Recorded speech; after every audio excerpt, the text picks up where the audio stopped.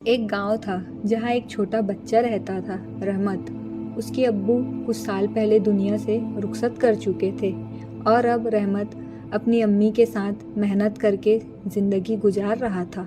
अम्मी हमेशा कहती थी, बेटा सब्र करने वालों के साथ अल्लाह होता है। जो दुआ करता है उसे जवाब जरूर मिलता है, कभी तुरंत कभी देर में। रहमत रोज़ सुबह उठकर कुरान की तिलावत करता, फिर मदरसे जाता और दोपहर को काम पर जाता था। लेकिन एक दिन गांव में एक अफवाह फैली। किसी ने गांव के पीछे वाले पहाड़ में सोने का खजाना देखा है। गांव वाले लालच में आ गए, सबने अपने काम छोड़ दिए और खजाने की तलाश में लग गए। लेकिन रहमत ने अपनी अम्मी की बात याद रखी, हमारा खजाना सब्र और ईमान है, न कि जमीन के नीचे छुपा हुआ सोना। गांव का एक आदमी बशीर, जो बहुत लालची था, उसने रहमत से कहा, अगर तू मेरी मदद करेगा तो मैं तुझे आधा खजाना दूंगा। रहमत ने इनकार कर दिया। बशीर ने अकेले खुदाई शुरू कर दी। दिन गए, हफ्ते गए, महीनों में तब्दील हो गए, लेकिन खजाना नहीं मिला। अब बशीर बीमार पड़ गया और सब गांव वाले निराश हो गए। इम्तिहान का वक्त आया।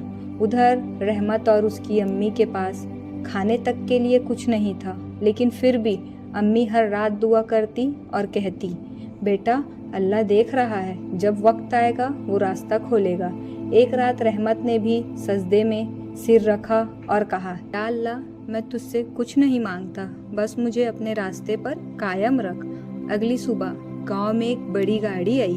उसमें एक शहरी बुजुर्ग थे, हकीम साहब। उन्होंने गांव वालों से कहा, मैं एक स्कूल खोलना चाहता हूँ जहाँ नेक और ईमानदार बच्चे पढ़ाएं। क्या यहाँ कोई ऐसा बच्चा है?